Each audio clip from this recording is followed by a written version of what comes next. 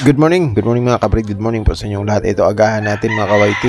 Agahan natin ang gagawin nating paglilinis ng ating munting manukan. Ang mga paipot nila ibaba natin and then ilagay natin ang mga paipot na ito sa tamang lugar mga kabrid. So tara, bago ang lahat mga kabrid, mag-sharing tayo and then mag-intro din tayo mga kabrid.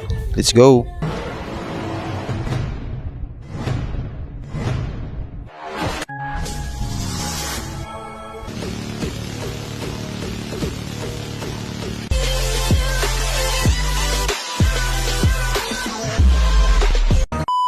So andito na naman ako mga kabird. Ito na nga, panibagong araw po, panibagong paglalathala, panibagong vlog sa ating munting backyard ng pag-aalaga ng manok mga kabird. Ito na naman po, ang laman po ng ating video mga kabird ay tungkol sa backyard hygiene, healthy roosters, backyard raisings, and all about explanation on how I raise my roosters and chickens and my small backyard as a backyard breeder.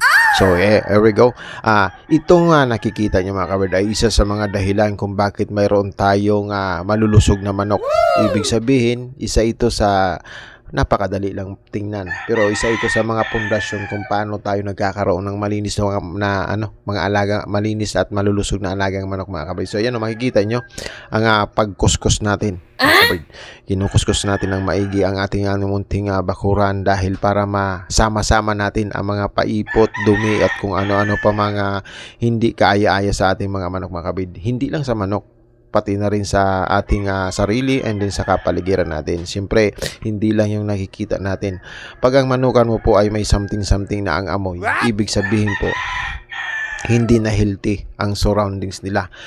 Pinamamahaya na yan ng mga airborne microbes, yung mga airborne diseases mga kabay, yung mga nagiging cause ng mga viral infection ng ating mga alaga ng manok, yung mga sa kanila immune system, gagaya ng halak, sipon, mga mga viral infection. So ang pinagmumulan niyan is hangin mga kabrid. Mostly hangin, yung mga yung mga sipon-sipon na yan. Mostly isa sa mga dahilan is yung sa microbio sa hangin. So diyan yan makikita yung amoy wawawi na. Pag amoy wawawi na, amoy ipot na talaga buong kapaligiran din sa manukan mo.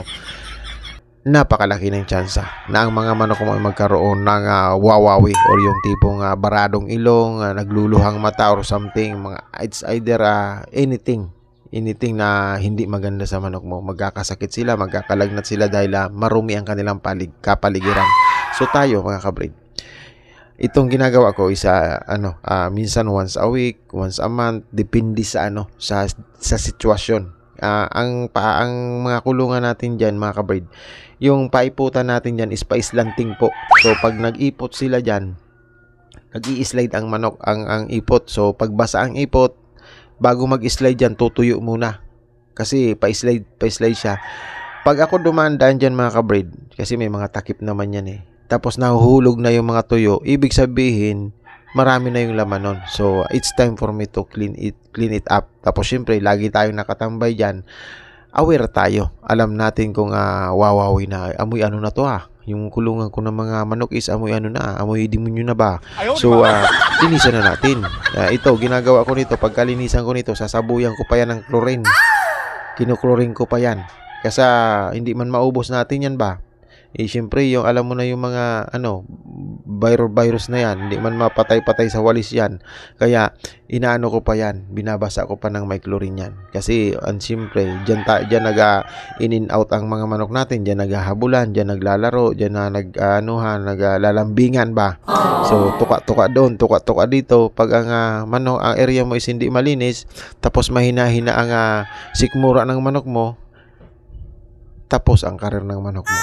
Ito naman si GPC, ikaw naman bilang backyard breeder, dahil pabaya ka sa pag-aalaga ng manok mo sa kalinisan, unlimited ang paggagamot mo, unlimited ang another expenses mo sa yung mga gastos na naman mga kabrid. Ganun ang ibig sabihin sa panay gastos, panay salang ka ng mga ganito kasi nga may mga sakit lagi ang manok mo. Ang hindi mo na kahit burra ka, hindi ka marunong maglinis ng alaga ng manok mo, ay talagang unlimited ang pagkabutas ng bulsa mo, kabibili ng mga gamot mga kabrid. So tayo naman ayaw naman natin mangyari.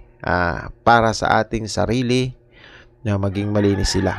Unang-una, yung mga manok natin ang unang maapektuhan dyan. Kahit anong tibay mo, kung talagang ganyan naman ang kapaligiran, ay wala na mga mangyayari sa pag-aalaga ng manok.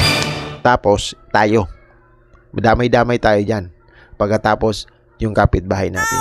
Ang hindi kagandahan ng aerial microbes or yung mga viral infection na galing sa hangin is transferable sila. Pagkabara-bara ng ilong ng isang manok mo, nagkalagnat na lahat ng ginawa. Hindi niya mapadapa ang manok dahil medyo matibay-tibay, lipat naman yun sa isa. Andun lang yung encircle lang ang virus dun sa paligid mo dahil andun yung pinaka-source nila o madumi ang kapaligiran. So, ginawa ko dyan, nagpausok pa ako. Maitaboy natin or mai-disseminate natin ang aerial na yan, mga kabrid. Yung mga nasa, kasi pag maulan, ganito, mga 3 days maulan, 5 days maulan, hindi tumitigil ang ulan, nagkabagyo pa. Antimano, asahan mo. Yung mga insektong maliliit, kung mga ano na dyan, andyan yan sa silungan ng mga manukan mo. Andyan yan, tago-tago yan, dyan siya nag-meeting ba. So, ang ginagawa ko dyan ay pinapausukan ko sa paglilinis, tapos sa hapon kinakatol natin yan, nilalagyan natin ng katol ang ating mga alagang manok, mga kabrid, sa gabi kasi may meeting place yan, isa yan sa meeting place ng mga lamok na ating manukan. So pagkahapon hindi natin basta-basta iniiwanan yan. Aalis tayo dyan pag madilim na. Tinatambayan natin ang tinatambayan yan, mga kabrid. Dyan tayo nag-edit minsan. Dyan tayo nagagawa-gawa ng mga video natin, mga edit ba, or pinag-aaralan natin ang mga video. So, kailangan malinis. Unang-una, pag naamoy yan ng mga kapitbahay mo, antimano, aray ko. Sasabihin mo sa sarili mo, minsan na nga lang ako mag-alaga ng manok, nabarangay pa tayo, aray ko. So, babarangay ka talaga. Kung talagang medyo puro ka lang ang pag-aalaga kasi ng manok, hindi yung saboy doon, makapagpakain ka lang ng tama, mapula-pula ng mukha, okay na. Hindi ho yun. Isa ito, sa napakasimple. Pero anak ko po, pundasyon ito. Dito mo makikita ang malulusog na manok pag malinis na na kapaligiran. Isa ito sa tinitingnan ng mga gustong mag-alaga ng manok. Halimbawa, mag-aabil sa'yo or magtitingin. Pagtingin niya medyo daming bugrit ng manok dyan, ang daming tumay-tumay dyan, ay wala na. Ay yung 1.5 mong alagang manok, aray, magiging 1.2 na lang. Ano ba naman yan? Kaya ayun, pag medyo napabayaan mo ang iyong manukan pagdating sa kalinisan, mga kapo, isa yan sa pinaka-source of losses mo. Yung patuloy na pagkabutas ng bulsa mo, yung 4 na bulsa ng pantalon mo, ubos yan. Kagagamot mo, kabibilin mong gamot. So, isa yan sa magiging losses or improvement. Isa yan sa mga pag naagapan mo yung kalinisan yan, isa yan sa magbibigay sa iyo ng magagandang klaseng manok, mga kabrid. So ito, mga kabrid, tuloy-tuloy lang tayo, mga kabrid. Ayan, hanggang doon sa taas, linisan na natin yan. Habang pausok-usok, nabababad natin sa usok ang manukan natin, and then ayan, ayan. Huwag mong pausukan yung pausok mo, gamitin mo plastic, hindi ho. Pati yung manok mo dyan, ubos. Ang ginagawa natin dyan, yung mga lang, papel-papel or karton-karton, yung tipong kayang-kaya lang ng manok natin. Kasi mayroon din suffocation ang manok natin pagdating sa ganyan. Although ang manokan natin is medyo accessible ang hangin, medyo labas-pasok ang usok, pag sobra na, lalabas na yan, huwag pa rin tayong magpakampati at huwag tayong gagamit ng plastic pagdating sa pagpapausok, mga kabrid, dahil mahihina yung manok. Mahihina tayo nga, umaaray sa amoy niyan ilalo pa yung mga manok na yan, mga kabrid. So ayan, kuskus doon, banat dito, kuskus doon, ng ipot, kasi titingnan na naman ito ni commander natin, si Ma'am Gabs, kasi mga kabrid, laging sumisilip yan dyan sa area, lalo na pag nakaamoy yan, o lalo na pag gusto niya akong yung trip niyang pagalitan tayo ba, pag trip kong pagalitan si GPC, silipin ko nga yung manukan. GPC, ang dami ng mo doon, yung mga mga converted patuka mo doon. Itong ipot kasi, ito yung mga pagkain ng manok. Nako-convert ng manok natin sa ganito. So ang ginagawa ko, mga kabay, para matuwa sa akin, ayan, ginagawa ko, iniipon ko po yan. Hindi yan pwedeng ilagay dyan sa mga basta-bastang itapon mo lang. Nilalagay ko po yan doon sa malayo sa baba, doon sa taniman niya. Yung mga taniman niya ng halaman, nakabukod doon sa may baba, doon ko nilalagay kasi maganda rin ito sa mga tanim mga kabid, mga matataba, malulusog ang ating mga ang mga tanim ni Mrs. ba, yung mga sili-sili, mga ganon, mga kung ano-ano diyan, kamote, yan malulusog naman yung pag nilalagay mo doon sa tamang lugar, malayo doon sa sa ilong, malayo sa ilong ng mga manok at kapitbahay natin doon banda sa baba mga kabid. So ayan mga kabid, tuloy-tuloy lang tayo sa kunting pagpapakita. This is a backyard breeder daily life.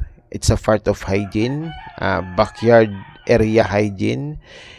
It mirrors the system and healthiness of our roosters. Intro isa ito sa lagi kong ginagawa. Lagi kong binibigyan ng oras. Di bale nang hindi ako makapag vitamins ng manok or magpasting ako or basta ito. Kailangan malinis. Kailangan paglakad-lakad ko dyan, talagang wala akong tapak-tapakang bugrit. Yung mga paipot ng manok ay hindi pwede yan sa atin mga kapatid dahil tayo din naman ang unang maapektuhan yan. Ang sabi nga ng mga doktor mga kabrid, prevention is better than cure mga kabrid. Kaya kailangan wag na nating antay makita nating magluha-luha, magpisngak-pisngak pa ang ating mga manok bago natin linisan ang ating area mga kabrid. So another days, another vlogs mga kabrid. Simpleng paglalathala mga kabrid. Ginagawa lang natin na medyo simple. Or ito simple talaga, wala kang makikita ditong pero binibigyan ko ng emphasize or ini-emphasize natin ang magiging output or kagandahang nito, kalalabasan sa maintain hygiene ng manok natin. Baka yung iba dyan hindi napapansin yung mga ipot dyan na apak-apakan nila, okay lang kasi malulusog naman ang manok nila. So wag mong antayin mga kabrid, wag mong antayin na magtiwik-tiwik pa yung mga alaga mong manok bago ka magsimulang magganito maglinis. So sasabuyan natin yan ng chlorine para thoroughly natin and thoroughly ba malinis-linis. So pang natin yon yung disinfect na sinasabi. So ayan. Tapos sabay lagay ng upuan dyan, sabay mikos-mikos, and then tamang imagine na naman tayo sa mga manok natin habang nag-iisip tayo ng mga susunod na kabanata ng ating buhay pag-aalaga ng manok mga kabrid. Maraming salamat kung bago ka pa lang at napanood mo lang itong walang kakwenta-kwenta nating paglalathala. Sana po ay bigyan nyo ng kwenta at i-like and subscribe ang ating munting channels mga kabrid. Maraming thank you mga kabrid sa inyong patuloy na pagsabay at panonood. Hanggang dito na lang po ang ating munti nating paglalathala. Hopefully po ay lagi kayong nasa maayos na kalagayan, and God bless po sa inyong lahat mga kabrid. Adios amigos. Marami pong salamat. Ingat po kayo palagi.